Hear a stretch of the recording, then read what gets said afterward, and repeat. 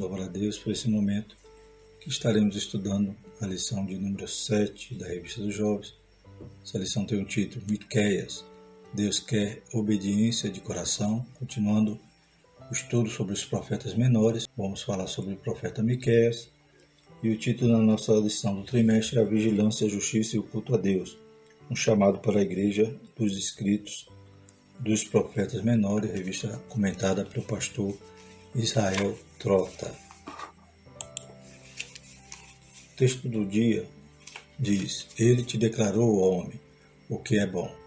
E que é que o Senhor pede de ti, senão que pratiques a justiça e ames a beneficência e andes humildemente com teu Deus. A síntese diz o seguinte: Miqueias nos confronta em relação ao tipo de cristianismo que estamos vivendo. O que Deus deseja realmente de nós é a obediência, a justiça e a humildade. Então Deus sempre levantava nos seus servos, seus profetas, como temos estudado a respeito dos profetas menores, confrontando aqueles cultos que muitas das vezes poderia até ter vários elementos, serem cultos luxuosos, cheios de sacrifícios, boi gordos, como já estudamos, porém culto apático, culto vazio, culto apenas formalístico. E não é isso que Deus quer. Deus não quer que nós estejamos sendo crentes, vivendo o cristianismo só dentro da igreja. A verdadeira adoração, como estaremos constatando através dessa lição, é a nossa vida, não é o culto, é a nossa vida que é a verdadeira adoração. O culto tem que ser o reflexo do que nós estamos vivendo, do nosso caráter, de uma vida transformada, de uma vida de alguém que encontrou com Jesus e nasceu de novo. Vamos ler o nosso texto bíblico, se encontra em Miqueias capítulo 6. Estaremos lendo o versículo 6 a 8. Com que me apresentarei ao Senhor e me inclinarei ante o Deus Altíssimo. Virei perante ele com holocausto, com bezerro de um ano. Agradar-se-á ao Senhor de milhares de carneiro, de 10.000 ribeiros de azeite. Darei o meu primogênito pela minha transgressão, o fruto do meu ventre pelo pecado da minha alma. Ele te declarou, ó homem, o que é bom. E que é que o Senhor pede de ti, senão que pratiques a justiça e ames a beneficência e andes humildemente com teu Deus. Então vemos aí nesse trechinho, são 7 capítulos do livro de Miqueias, e nesse trecho já nos resume boa parte dessa mensagem. O povo ali talvez oferecia, talvez até milhares de carneiros, então um sacrifício tremendo. Mas era isso que Deus queria? Alguns até talvez pensavam, não, vou dar meu filho primogênito, algo que era até contra a lei. Então não era isso, não era esse sacrifício de tolo que Deus queria. Deus queria o quê? Que o homem praticasse a justiça, amasse a beneficência e andasse humildemente com o teu Deus. Glórias a Deus. Então vamos estudar a respeito desse momento que Deus levanta esse homem para exortar ali aquela nação. Os objetivos então é explicar o contexto histórico em volta da mensagem de Miqueias, conscientizar sobre os perigos do formalismo religioso e definir as evidências de um cristianismo autêntico. A introdução diz o seguinte: o livro de Miqueias tem sido considerado o evangelho da justiça social. Então, como vimos na lição passada, o livro de Jonas, o profeta Jonas, ali é considerado como um livro de Atos, porque é diferente, não é uma profecia apenas proferida, mas é um relato de uma história que aconteceu ali na vida de Jonas, e aquilo ali vai exemplificar e vai demonstrou os pensamentos e as atitudes erradas de Jonas e a misericórdia de Deus, tanto com Nínive quanto com o próprio Jonas, que também salvou ali, enviando peixe para salvar a vida dele ali no mar. Já Miqueias, vamos ver que ele é considerado como o evangelho da justiça social. Naquele tempo, os religiosos cumpriam eficazmente o ritual levítico, porém os ritos eram feitos de forma mecânica, sem vida. Enquanto a liturgia era bem cumprida, a obediência, a justiça, a misericórdia e a humildade eram desprezadas pelo povo. Os pobres eram explorados, apesar de praticarem injustiças sociais, as pessoas se reuniam regularmente para adorar o Senhor. Miqueias foi um homem corajoso que não teve receio de condenar tais pecados. Então vemos no livro de Miqueias, né, do profeta Miqueias, algo que relaciona ele com o profeta Amós, nesse sentido, né, de confrontar ali a forma como o povo estava indo adorar a Deus, porém desprezando a lei, desprezando o cuidado com seu irmão, o cuidado com o mais necessitado. Então o povo fazia a opressão, né, fazia injustiça, mas mesmo assim oferecia seu culto. A gente vai ver as diferenças de Miqueias para Amós, que enquanto Amós foi, embora nascido no Reino do Sul, foi profetizar no Reino do Norte, Miqueias era do Sul e profetizou também para o Sul e para o Norte. Outra característica que a gente vai ver em Miqueias, que também se assemelha, né, o seu livro, em alguma parte, com o livro de Isaías, pois também no livro de Miqueias existem profecias messiânicas, falando inclusive do tempo do milênio.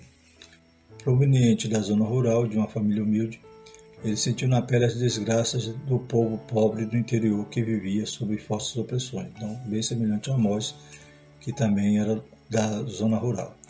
Como verdadeiro arauto da verdade, expôs o erro e desafiou seus compatriotas a se arrependerem praticando uma religião honesta diante de Deus e justa diante dos homens. Então, a religião ela tem que estar amparada, né, nessa relação, tanto horizontal como vertical. A Bíblia diz que não adianta eu dizer que amo a Deus se eu não amo meu irmão. Então, eu tenho que estar em comunhão com meus irmãos para ter comunhão com Deus. Não adianta eu querer só comunhão com Deus e desprezar meu irmão, eu ser injusto com ele. Então, a verdadeira religião, como diz aqui, é uma religião honesta diante de Deus e justa diante dos homens. Tópico 1, vamos falar sobre o profeta Miqueias. Camponês simples.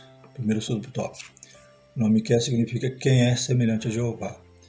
Então, o nome dele já é bem característico, né? Ele já está, né, dando uma mensagem, né? Quem é semelhante a Jeová. E encontramos, inclusive, o nome dele, né, no versículo, né, 18 do capítulo 7, que tem essa expressão, né, que traduz o seu nome. Quem é, ó Deus, semelhante a ti, que perdoas a iniquidade, que te esqueces da rebelião do restante da sua herança. O Senhor não retém a sua ira para sempre, porque tem prazer na benignidade. Né? Então, quem é semelhante a esse Deus tão maravilhoso, tão bom, tão misericordioso, né? E longânimo? Então, só esse Deus mesmo, que não há outro igual, né? Não há outro antes dele, nem depois dele, não há outro Deus. Louvado seja o nome do Senhor. Ele era nativo de Moresete, né? Então Miqueias era nativo de Moresete, a sua cidade, uma comunidade rural localizada no limite de Judá, cerca de 40 quilômetros do sudoeste de Jerusalém, então ali no limite ali da Fenícia, né? Então limite ali embaixo. Era um homem simples que representava os camponeses e suas ilustrações foram quase todas tiradas da vida agrícola. Também uma característica que encontramos no profeta Amós. Ele também se utilizava, né, da sua vivência, das suas experiências ali no campo, e a sua profecia também tinha essa conotação, né? Essas expressões que ele retirava ali do seu labor. Miqueias conseguiu ouvir o grito dos oprimidos e foi para este público especial que devotou sua vida na tentativa de defendê-los do sistema social exploratório que fincava suas raízes em Judá. Então a gente vê que o foco mesmo de Miqueias é Judá. Ele profetiza para Samaria, né? Veremos também na lição que quando fala na capital está falando da nação toda, né? Samaria quer dizer Israel toda, Judá quer dizer o reino do sul todo, quando fala Nínive quer dizer toda a Síria, né? O que a gente pode também diferenciar, né? Ou relacionar com a lição passada falando sobre Jonas, quando Deus mandava ele a Nínive, né? Era a capital ali da Assíria, então a capital sempre se refere a toda a nação. As muitas alusões contidas no livro sobre o trabalho pastoril indicam que provavelmente ele tenha sido pastor de ovelhas. Então, da mesma forma como Amós foi boieiro, né, foi pastor, Amós no caso foi, né, cultivador de sicômoros bravos, né. Agora vemos alguma característica extraindo do livro aqui de Miqueias que o seu trabalho era com rebanho, com ovelhas. Em Miqueias 7,14 ele diz: apacenta o teu povo com a tua vara, o rebanho da tua herança que mora só no bosque, no meio da terra fértil. Apacente-se em Baçã e Gileade, como nos dias da antiguidade. Então podemos extrair aí então componentes de uma vida pastoril, né? Baçã, Gileade eram regiões férteis, regiões, né, de pasto, né, bom pasto, onde os animais engordavam. Então ele, usando, né, essa metáfora em relacionada ao povo, desejava que o povo, né, voltasse a se alimentar, a progredir ali espiritualmente. Portanto, era um homem simples, e não podemos esquecer que Deus que se faz presente na simplicidade. Mateus 11:25. Simplicidade não é sinônimo de pobreza, mas de pureza de coração. Naquele tempo, respondendo Jesus, disse: graça te dou, Pai, Senhor do céu e da terra, que ocultaste essas coisas aos sábios e instruídos e as revelaste aos pequeninos. Então Deus sempre se agrada desse humilde, desse que é pobre de coração, quer dizer que é humilde, que é dependente de Deus, para que Deus possa usar, né? Esse que já se esvaziou de si mesmo, né? Deus então tem prazer de usar esses servos. Louvado seja o nome do Senhor. Há ricos que são simples e há pobres orgulhosos. Simplicidade não tem a ver com o que temos no bolso, mas sim com o que temos no coração, né? Então, quando nós nos esvaziamos, nós temos mais espaço para Deus preencher. O período em que profetizou, né? A profecia está vinculada aqui aos reinos de Jotão, Acais e Ezequias, conforme Miqueias no capítulo 1. Então ele foi contemporâneo também de Isaías. Então Isaías era um profeta que estava mais vinculado à corte, né? Ele era ali, profetizava já diretamente ao rei. E Miqueias então vai profetizar mais na periferia. Nós vemos que tem uma relação, né, as suas profecias. Considerando que o livro reflete uma condição de apostasia em Judá, em que a corrupção e a idolatria provocaram baixo nível moral e religioso, não é errado supor que parte de sua mensagem tenha sido entregue no reinado do ímpio Acais.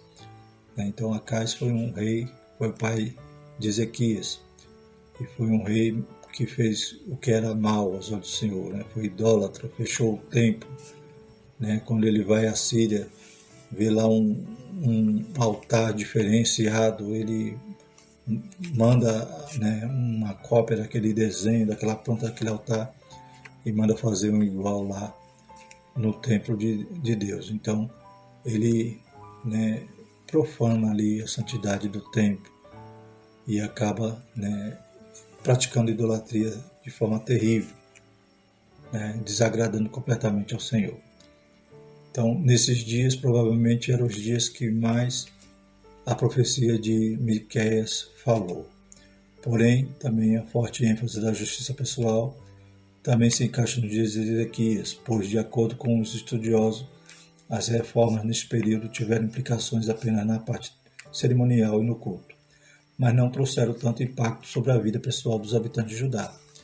Então, conforme também vemos na profecia de Miqueias, que vai falar sobre um culto que era praticado como se fosse a Deus, mas só de ritual, só de aparência, um culto que, né, oferecia-se muitos sacrifícios, mas as pessoas que estavam ali sacrificando, adorando a Deus, eram as mesmas que estavam praticando injustiça, né, com seus irmãos.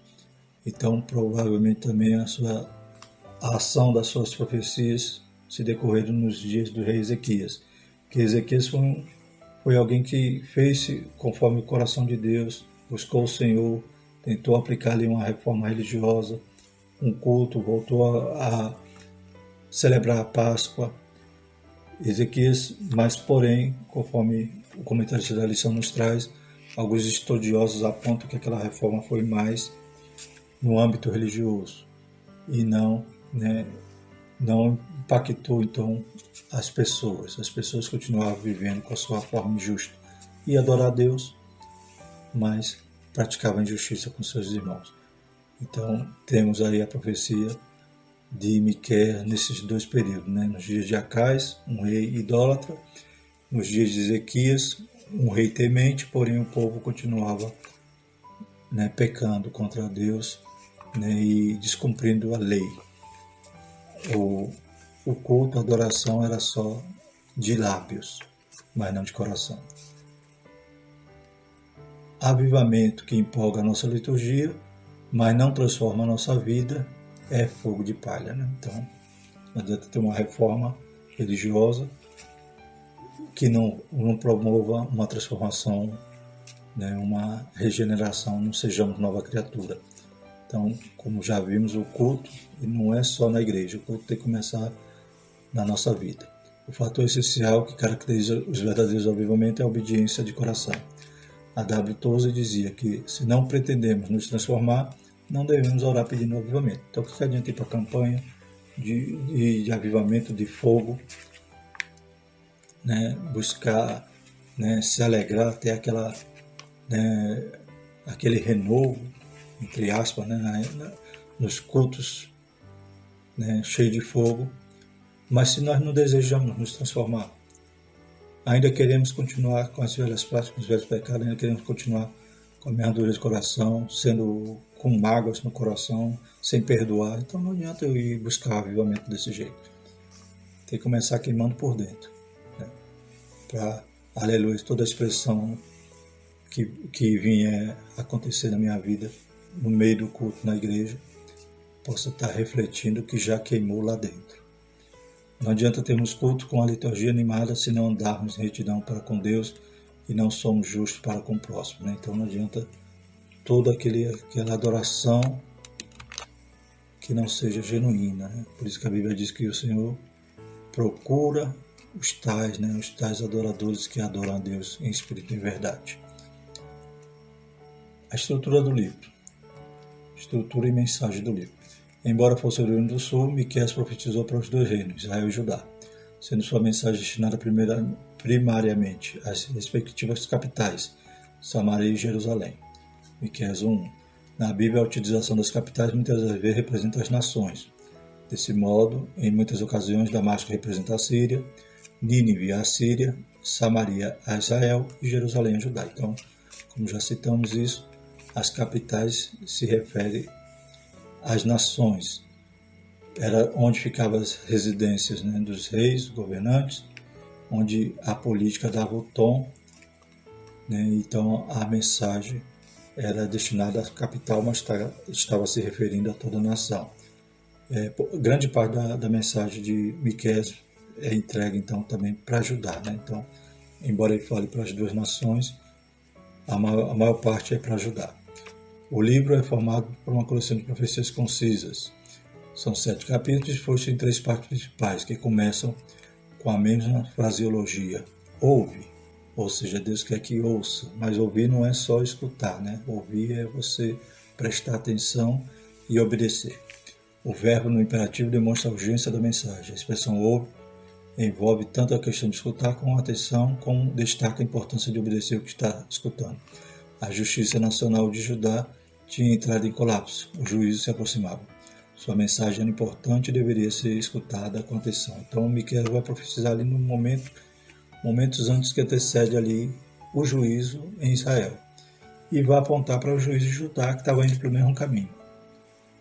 Da mesma forma como vemos que havia os idólatras lá no Reino do Norte, desde Jeroboão até passando por Acabe e todos os outros reis que foram maus. Vemos que em Judá também não foi diferente, pois desde Roboão já tinha idolatria, ou melhor, antes disso, Salomão foi aquele que instituiu os altos, que eram os altos. Eram lugares onde outrora, antes de Israel chegar ali em Canaã, os altos eram os locais de adoração aos deuses pagãos.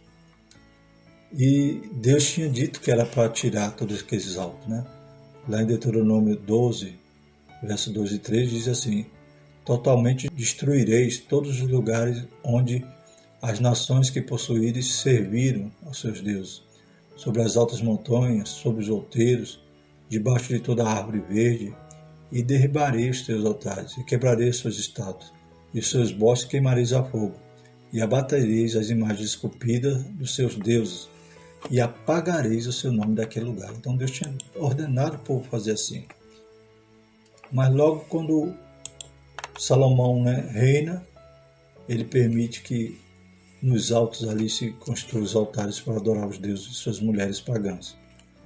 E vemos também Roboão, em 1 Reis 14, 23 e 24, diz assim: porque também eles edificaram altos e estátuas e imagens dos bosques sobre todo o alto outeiro e debaixo de toda a árvore verde. Havia também rapazes escandalosos na terra, fizeram conforme todas as abominações das nações que o Senhor tinha expulsado de diante dos filhos de Israel. Deus mandou destruir, tirar tudo aquilo, e os reis, né, a partir de Salomão, acabam fazendo, né, restaurando aqueles locais de adoração a outros deuses. E Deus tinha dito que ele ia, né, indicar um lugar, só um lugar que era para receber adoração.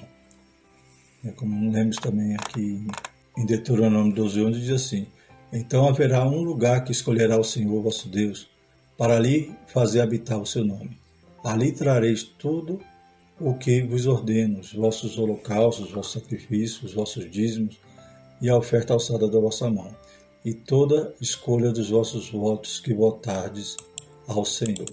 Então Deus havia orientado para não haver aqueles locais de adoração aos ídolos pagãos, e normalmente, né, os reis, tanto no norte era pior, né, que havia a instituição dos bezerros de ouro e de Baal, né, através de Acabe e os demais reis que o seguiram. E em Judá também havia, embora tinha um templo que era lugar de adoração, havia ali os altos, havia ali os bosques, havia todos aqueles lugares que Deus tinha mandado destruir, eles tinham a reconstruir. Alguns reis, quando assumia, tirava, né, derrubava os altares, derrubava os ídolos, derrubava os bosques, mas quase nenhum tirava os altos.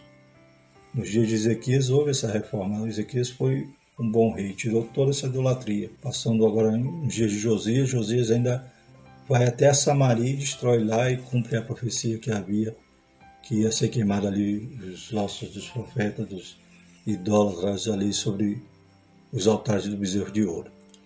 Então nós percebemos que o povo, né, continuava vivendo dessa forma. No Reino do Norte estava se cumprindo, já estava pertinho de acontecer o juízo. E o Reino do Sul acompanhava nos mesmos pecados. Não só a idolatria, mas a injustiça, né, a falta de cuidado com a lei, com seus irmãos, até com a terra. E tudo isso ia culminar com o cativeiro, né? Então Miqueias vai profetizar também isso, porém muitos anos antes. Vai profetizar até para onde eles iam ser enviados, que era para a Babilônia. Mas ele estava ali contemporâneo aos dias que ia acontecer o juízo no Reino do Norte. Então Miqueias é um profeta que profetiza para as duas nações. Segundo tópico, denúncias e exortações. Primeiro subtópico, corrupção e materialismo. Os israelitas foram envenenados pela ambição, pelo luxo, pelo materialismo, a ponto de ignorarem os valores morais e espirituais. Então, há o materialismo, né, a apostasia ali, aquele orgulho, aquela situação de começa a prosperar e achar que vai tudo bem, acaba deixando as coisas de Deus em segundo plano, servindo a Deus apenas de aparência. Isso também vai ferir todos os valores da sociedade, todos os valores daqueles judeus, ou seja, os valores morais e espirituais também tinham sido então atingidos. A riqueza de Jerusalém e Samaria provocou um êxodo rural em grandes escalas. Os ruralistas mudavam para essas cidades em busca de melhores condições de vida.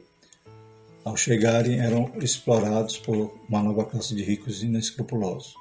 Com o tempo, perdiam tudo. Quando não sobrava mais nada, se vendiam como escravos. O que a gente vê lá no Reino do Norte, com aquela prosperidade nos dias de Jeroboão II, também em Judá houve um momento ali de prosperidade, e essa prosperidade, essa riqueza, em vez de aproximar os homens a Deus, afastava. Porque eles, em vez de cuidar, né, de saber serem justos, exploravam mais ainda os mais pobres. As pessoas da roça vinham para a cidade, encontravam lá novos ricos, sem escrúpulos, que queriam explorá-los e né, que queriam sugar, tirar a pele, né, como diz Miqueias, né? Existiam leis estabelecidas por Deus que protegiam os pobres. A terra era do Senhor.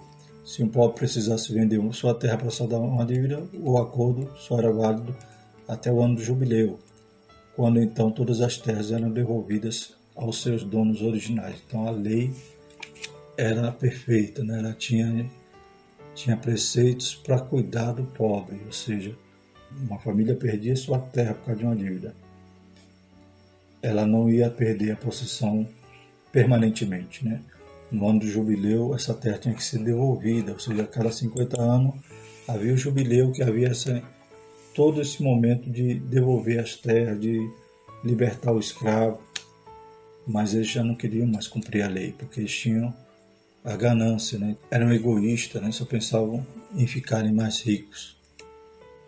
No Levítico 25, 13 e 14 diz: neste ano de jubileu, tornareis cada um a sua possessão.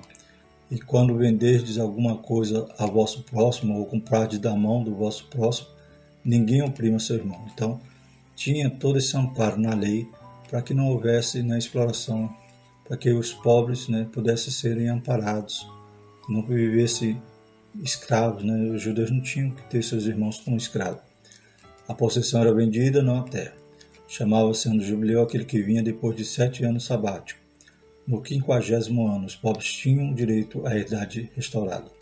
Porém, essa lei estava sendo ignorada. Tudo era mancomunado com juízes, sacerdotes e profetas. As decisões judiciais promoviam a injustiça e os profetas não denunciavam o esquema de corrupção, porque estavam envolvidos nesse suborno cruel. Então, o profeta profetizava o que as pessoas queriam ouvir. Os juízes estavam comprados, né? Até mesmo o sacerdote. Que ruína, né, espiritual, que ruína moral vivia a sociedade daquela época. Miqueias 3, versículo 11, na nova versão transformadora, diz o seguinte: os governantes julgam conforme os subornos que recebem. Os sacerdotes cobram para ensinar a lei. Os profetas só profetizam quando são pagos. E, no entanto, todos afirmam depender do Senhor e dizem: nenhum mal nos acontecerá, pois o Senhor está em nosso meio.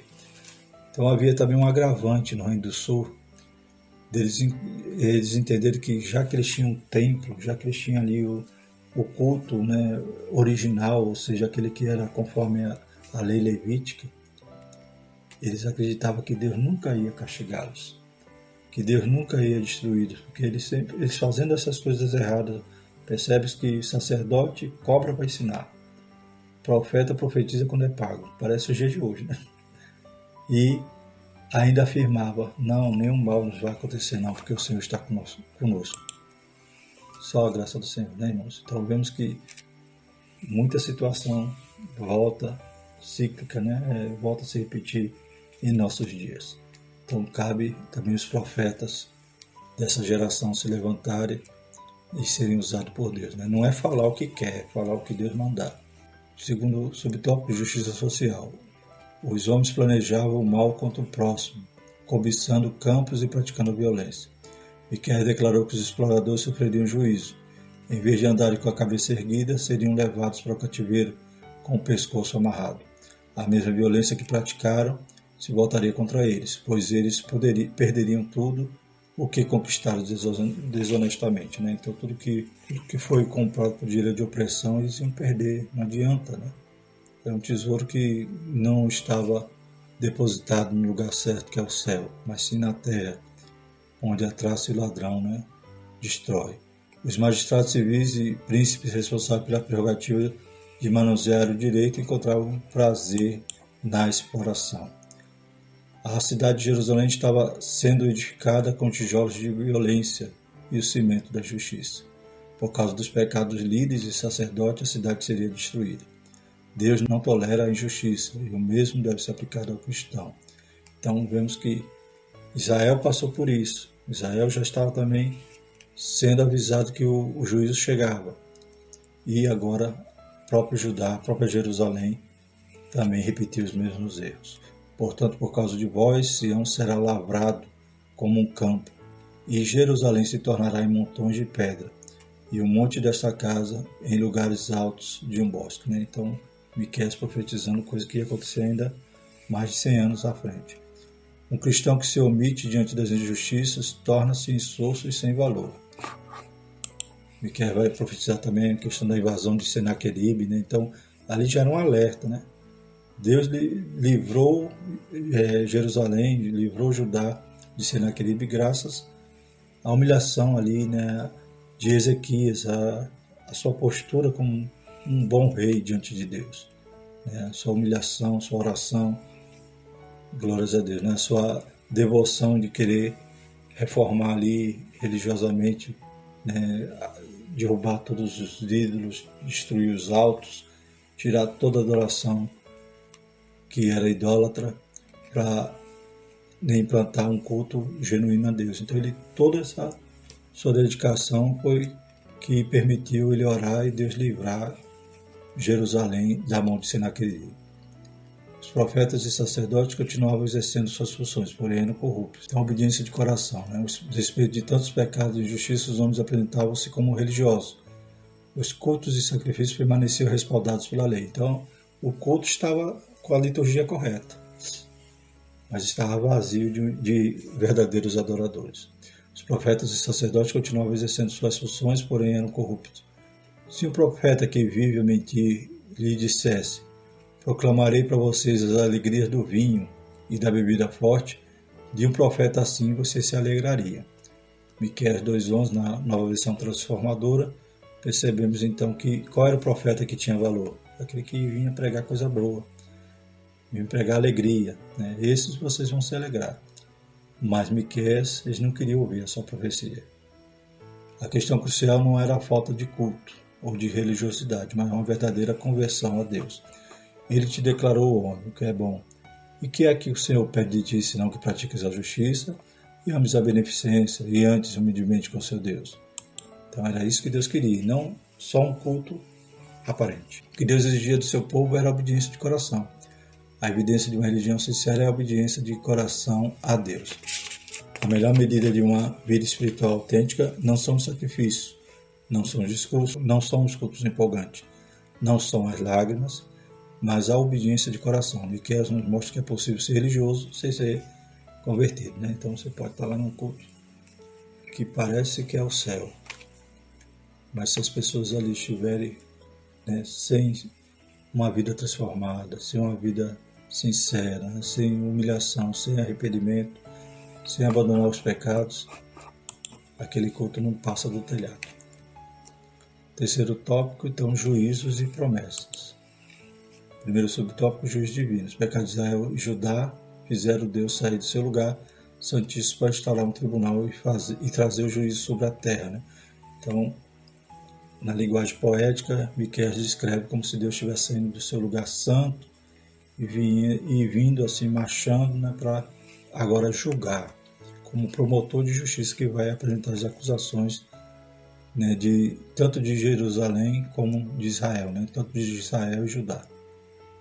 Porque eis que o Senhor sai do seu lugar e descerá e andará sobre as alturas da terra. Né? Esse andará também traz um significado, né, nas línguas originais como aquele que vai pisar uvas, né? Aquele que vai então esmagar as uvas ali no lagar. Era essa postura que Deus vindo então para julgar o pecado ali daquelas duas nações. De acordo com Miqueias, a locomoção de Deus não era motivada por um passeio comum. Ele saía de sua augusta habitação para marchar em direção à guerra. A batalha era contra os pecados de Jerusalém e Samaria. A capital nortista se reduziria a um monte de pedras e os ídolos construídos seriam despedaçados. Né? Então Deus ia, né, aplicar o seu juízo, ia derramar a sua taça, já estava completa, né? A sua ira ali já tinha alcançado, né, a medida para ser derramada sobre Israel, né, sobre Samaria. Todas as suas imagens esculpidas serão despedaçadas, todos os seus tesouros sagrados serão queimados. Isso tudo foi comprado com o pagamento de sua prostituição e será levado embora para pagar prostitutas em outros lugares. Miqueias 1:7 na nova versão transformadora. Então, tudo aquilo que era prostituição, como a gente já viu em outros profetas, como o profeta Oséias, né? Comparando ali a idolatria à prostituição, e havia também a prostituição ritualística ali, aqueles deuses, tudo isso Deus ia destruir, né? Ia devastar ali o Reino do Norte. O quadro apresentado era de completa destruição. Jerusalém sofreria o cativeiro babilônico como forma de purificação. Então, o Reino do Norte tem esse castigo. Jerusalém também tem castigo para ela. Miqueias 4:10. Sofre dores de trabalho, sua filha de Sião, como a que está de parto, porque agora sairás da cidade e morarás no campo e virás até a Babilônia. Ali, porém, será livrada, ali te remirá o Senhor da mão dos teus inimigos. Então, Miqueias anunciando o cativeiro, Babilônia, né, mais de 100 anos antes de acontecer. Então, da mesma forma como o Reino do Norte caiu, o Reino do Sul também ia cair por causa dos seus pecados repetidos, iguais, imitava a sua irmã e não se arrependia. Enquanto tinha algum rei bom, o povo caminhava bem. Quando o rei não era bom, não fazia conforme, né, o que era bom aos olhos do Senhor, o povo descambava e voltava a praticar os pecados. Da mesma forma como quando Ezequias, né, reinou e instaurou ali aquele avivamento, foi tudo bem, mas quando Ezequias morre, reina agora seu filho Manassés, volta a reedificar todos aqueles lugares de adoração idólatra e o povo acompanha. Então, esse povo que insistia em pecar tinha que chegar a um fim. Bem assim vivemos nos dias de hoje. Também o cálice, né, a medida, né, como dizia Deus falando ali a Abraão, vocês vão ficar, né, 400 anos no Egito, depois que vão voltar, porque a medida dos amorreus ainda não está completa, mas quando se completar, né, Israel vai ser o juízo aqui, para tirar essas nações idólatras aqui de Canaã. Da mesma maneira, a medida dessa terra está se completando, porque uns dias chega o momento de Deus derramar a ira sobre essa terra. Que ira é essa? Vai ser a grande tribulação, mas a igreja do Senhor tem a promessa do arrebatamento, louvado seja o Senhor.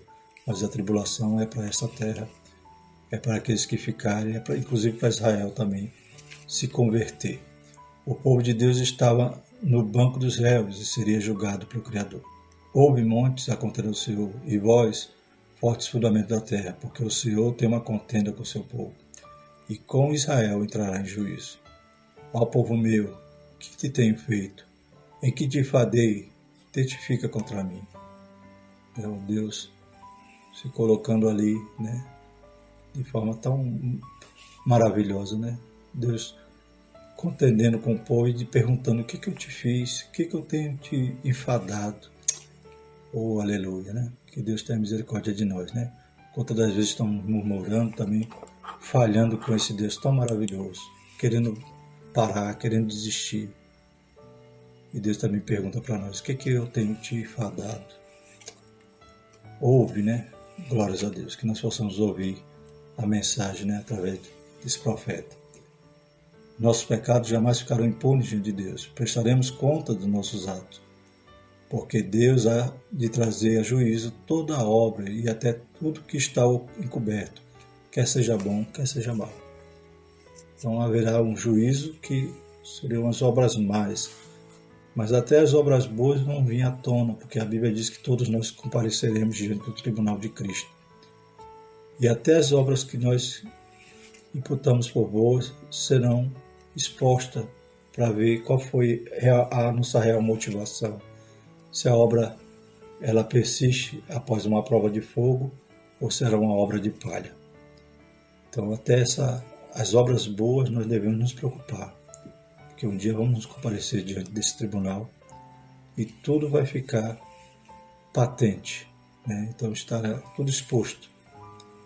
É um tribunal para recebermos nossa recompensa, nosso galardão, mas para avaliar também as nossas intenções, as nossas obras, que elas possam perseverar e ser preservadas com a purificação do fogo, para que possamos ter galardão e recompensa no céu. Uma religiosidade aparente pode enganar e convencer pessoas, mas jamais satisfará o nosso Deus, que tudo vê e tudo sabe. Lembremos que Ele enquadrinha nossos corações, né? Está lá no Salmo 139 que Ele é aquele que sonda, né? Senhor, Tu me sondaste, me conhece, Tu conheces meu assentar, meu levantar, de longe entende o meu pensamento. Como citamos, né, anteriormente, no livro de Miqueias também encontramos promessas messiânicas. Então vamos falar sobre isso. Miqueias não abordou apenas a questão do pecado e do juízo, mas também apresentou o futuro de glória preparado para o povo do Senhor. E irão muitas nações e dirão: Vinde e subamos ao monte do Senhor e à casa do Deus de Jacó, para que nos ensine os seus caminhos e nós andemos pelas suas veredas, porque de Sião sairá a lei e a palavra do Senhor de Jerusalém. Então, Miqueias, no capítulo 4, vai fazer menção ali ao período do milênio. Glórias a Deus. Então, temos também promessas, né, não somente o juízo, mas em um determinado momento Miqueias descortina algo futuro, algo que só vai se cumprir quando Jesus vir instaurar o seu reino milenial aqui na Terra. Então, por isso também há essa comparação, né, com o livro de Miqueias com o livro de Isaías, pois ele também traz promessas do Messias. Ele tirou seus olhos dos sórdidos abusos cometidos em seu tempo para contemplar não mais o julgamento, mas a restauração do justo. Das cinzas da destruição, resultado da justiça social e pecado contra Deus, surgiria em Jerusalém um grande centro de adoração. Porém, antes da exaltação, Judá seria humilhada e sofreria com o cativeiro da Babilônia, né? Então, toda essa estrutura, né, que Deus utiliza dos profetas, né, nos seus escritos, nos seus registros, de confrontação do pecado, de apresentação do juízo de Deus, de oportunidade de arrependimento e futuramente de uma restauração. Tudo isso nós encontramos no livro dos profetas menores, e Miqueias segue essa estrutura, né, e tem essa promessa maravilhosa apontando para o reino de Cristo. O profeta anunciou a vinda do Senhor de Israel no mundo, termo comumente empregado no Antigo Testamento para se referir a Deus. Ele surgiria em uma cidade de Judá, Belém. E tu, Belém Efrata, posto que pequena entre milhares de Judá, de ti me sairá o que será Senhor Israel, e cujas origens são desde os tempos antigos, desde os dias da eternidade. Então, Miqueias profetiza a respeito de Jesus que ia nascer em Belém e revela, né, que ele é desde os tempos antigos, desde os dias da eternidade, ou seja, aquele que sempre existiu. Glórias a Deus, que iria agora encarnar e nascer ali na cidade de Belém. Seria justo, diferente dos magistrados de sua época, apresentar o povo na força do Senhor. Jerusalém seria como um orvalho que refrigeraria o mundo. É impressionante como, a despeito dos nossos erros, Deus está sempre planejando o melhor para nós. A vinda de Cristo iluminou o mundo com a verdadeira glória de Deus. Fomos alcançados pelo Cristo profetizado por Miqueias. Glórias a Deus, né?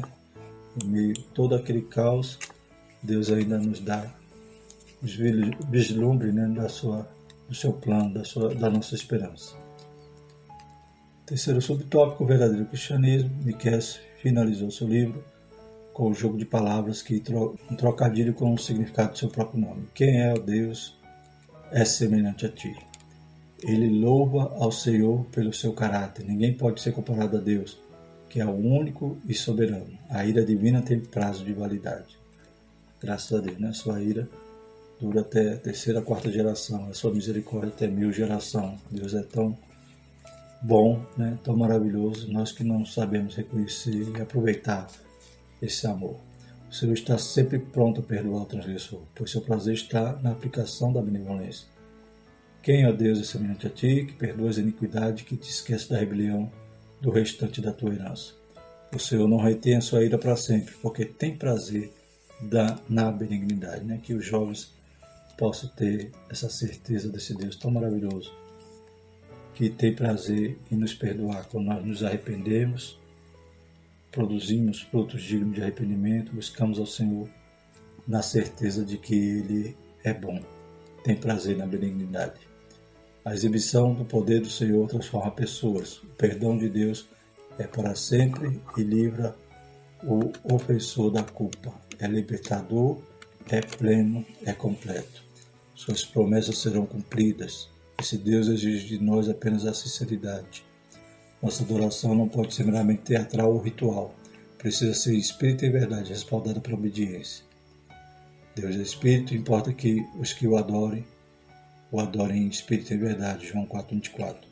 Para Miqueias, o verdadeiro cristianismo manifesta-se na prática de 3 preceitos: praticar a justiça, amar a beneficência e andar humildemente perante Deus. Concluímos afirmando que o cristão deve estar atento aos perigos do egoísmo, da tirania e do orgulho. O egoísmo é um pecado contra a beneficência, a caridade, é o amor. A tirania é um pecado contra a justiça. E o orgulho é um pecado contra a humildade. Então, da mesma maneira que Deus tem esses 3 preceitos, 3 princípios para nós andarmos, ou seja, praticando justiça, amando a beneficência e andando humildemente com o nosso Deus, também aqui nos mostra os 3 pecados que vão na contramão dessa maneira que Deus quer que nós andemos. Que nós não sejamos nem egoístas, nem tiranos, nem orgulhosos. Amém? E apresentemos nosso culto a Deus com sinceridade. Os rituais religiosos tangíveis podem nos levar à acomodação. Com o tempo, isso se torna uma prática mecânica que, desprovida da justiça e da caridade, não tem valor algum para Deus. Então, quando chegamos na casa do Senhor, a gente tem que guardar nosso pé, saber que ali é o lugar santo, que Deus está ali. Aleluia. E não devemos adorar Ele só de lábios, ou só porque alguém do nosso lado está adorando. Nós devemos ter ali, aleluia, uma comunhão com Deus, uma intimidade com Deus, falar com Ele, ser sincero com Ele, se derramar diante dEle, aleluia, e prestar um culto agradável a Ele. O fato de irmos à igreja gera em nós a aparente sensação de que estamos certos. Isso pode ser perigoso. Então, ir sem sentir a presença dEle, ir sem sair dali perdoado, lavado, remido, glórias a Deus, é algo que vai só nos acomodar. Cultuar o Senhor é bom, é bíblico, entretanto, para Deus o que realmente importa não é o que fazemos exclusivamente na igreja, mas é como vivemos no mundo e como tratamos as pessoas. Amém? Que o nosso culto seja em casa, seja na escola, seja na rua. Louvado seja o nome do Senhor. E na igreja apenas reflita uma vida santa, uma vida pia, uma vida que agrada a Deus, uma vida de alguém que está ansioso para ir para o céu, está ansioso para a volta do nosso Senhor Jesus Cristo. Amém? Maranata, né? Próxima lição, lição 8, Naum, até onde vai a paciência de Deus. Graças a Deus. Vamos agradecer. Louvado seja o nome do Senhor. Maravilhoso eterno Deus. Mais uma vez somos gratos, pedimos pela vida de cada jovem, Pai, vai despertando o dom de cada um. Deus Santo, que o Senhor possa também nos, Pai, despertar para apresentar a Ti, Senhor Jesus, o nosso culto, nosso corpo, Pai, em sacrifício vivo, nosso culto racional, Pai. Possamos Te adorar, Pai, na inteireza, Pai, com sinceridade, Senhor Jesus. Vamos apresentando a Ti, Senhor Jesus, uma adoração sincera, em espírito e em verdade. Em nome de Jesus, Pai, abençoa cada jovem, cada professor. Pai, nos dá uma semana de paz e uma escola dominical cheia da Tua graça, da Tua presença. Em nome de Jesus nós te pedimos e te agradecemos. Amém. A graça do nosso Senhor Jesus Cristo, o amor de Deus e a comunhão do Espírito Santo permaneça sobre nós, hoje e sempre. Amém.